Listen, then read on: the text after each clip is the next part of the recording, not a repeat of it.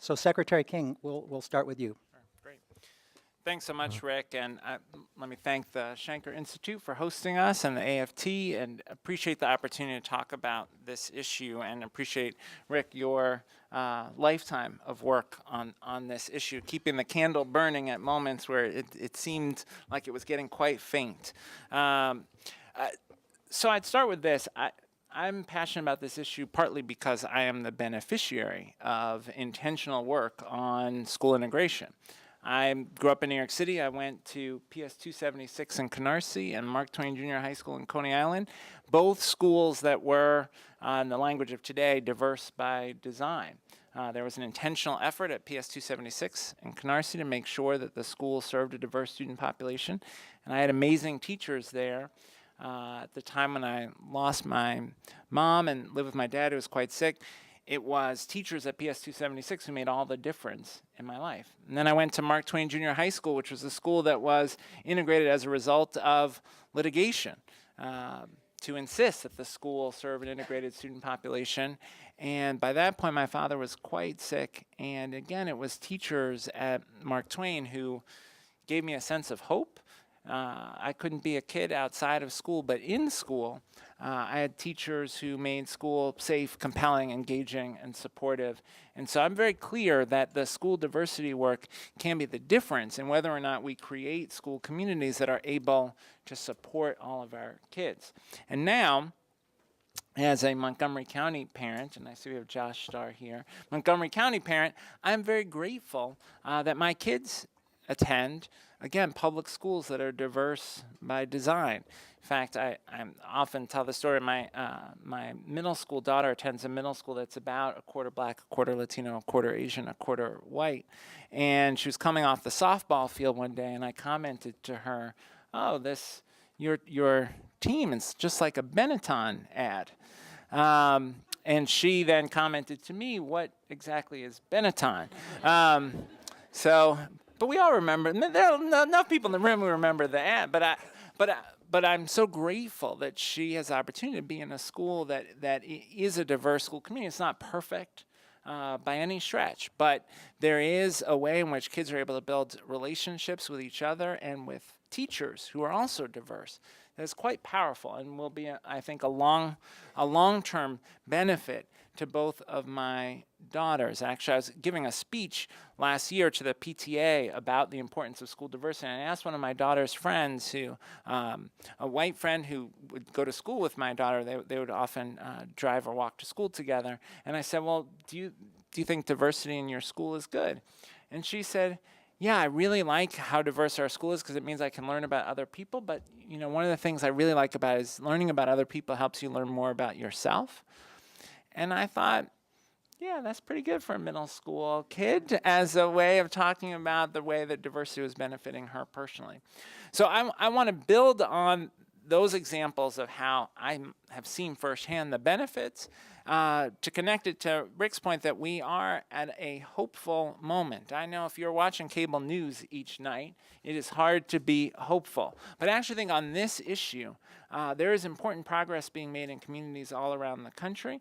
And I also think an important emerging coalition in support of accelerating work on school integration, on school diversity. And I'd start with that although we all acknowledge that more than 60 years after Brown, we are not anywhere near where we would want to be. And we know that in half or so of our largest cities, over 70%, African American and Latino kids are overwhelmingly concentrated in schools in which over 70% of the kids are low income. So we acknowledge that we have these huge challenges around concentrations of poverty as well as racial isolation in schools. All of that said, Rick has profiled powerfully with the Century Foundation 100 communities around the country that despite that are doing important work on diverse schools. And they range from districts with school-wide public school choice programs that take socioeconomic status into account, long-standing programs like Cambridge, places like Hartford, Connecticut, that as a result of important litigation are doing great work on two-way school diversity. So you have urban kids going into the suburban communities, but also kids from the suburbs coming into urban schools. We also see charters that are being created around the country that are diverse by design. We see long-standing magnet programs that are ensuring racial and socioeconomic diversity in communities. And we see an emerging trend of schools that have particular themes or areas of focus that are able to attract students from different neighborhoods or even across district lines, whether that's schools that are focused on the arts or dual language programs that I think are a very promising approach to create diverse schools, including for our English learners.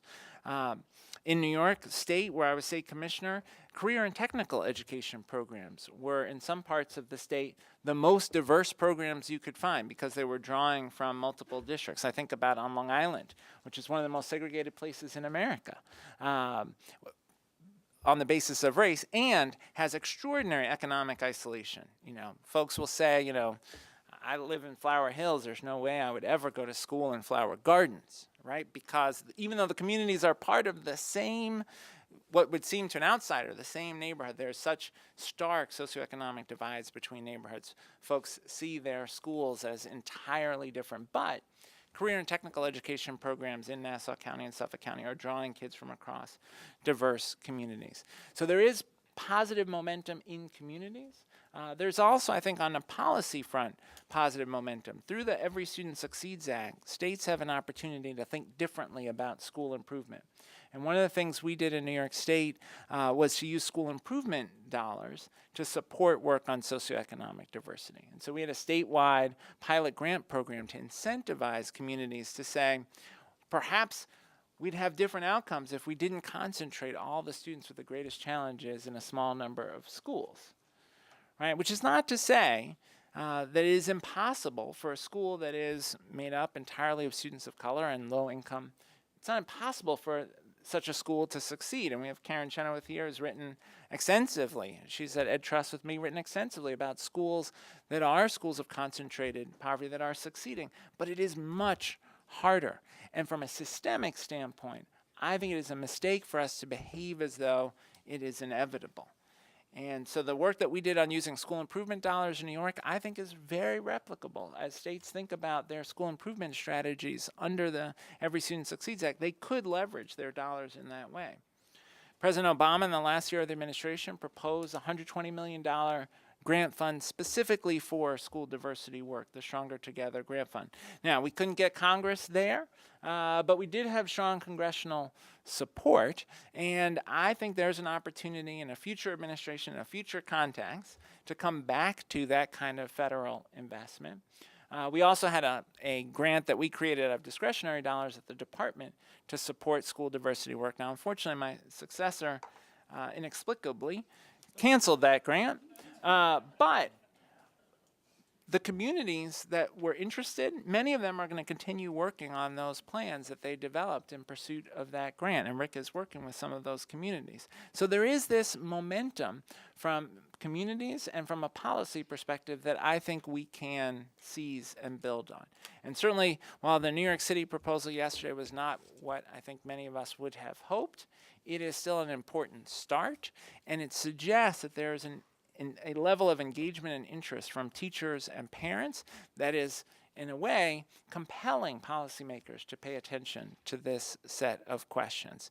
So I do want to suggest that this is a more hopeful moment, but it's going to take continued advocacy, and that's maybe where I'll end, is we've got to be loud about this issue.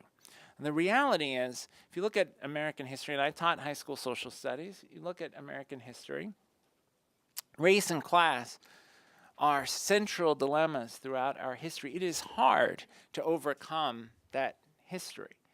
And it doesn't happen accidentally. It happens through intentional organizing and bringing pressure to bear on behalf of justice. And so, to me, this is a moment both where we can be hopeful, but also where we have to be tremendously urgent and committed to advocacy work. We've got to be in every one of those state level conversations about ESSA implementation saying, where is the conversation about school diversity? We've got to be in every school board conversation about school assignment zones, in every school board conversation about where the new school gets built, in every school board conversation about how schools are organized, putting the issue of school diversity on the table. And if folks like the folks in this room aren't doing that, it's not going to happen without us. And so to me, this conversation is so important because it's a moment to galvanize efforts where we put pressure on decision makers to take this on and show elected officials that there will be cover and support when they do. Right? Because I think the reality is, for many elected officials, they're anxious about talking about race. You can see it as much in the criminal justice context as you can in the education context. Folks are anxious, they're hesitant, they're worried about the political consequences, and we have to show folks that there is a constituency that will back them up if they are willing to be courageous in putting these issues on the table. So I'm grateful to be here and look forward to the conversation.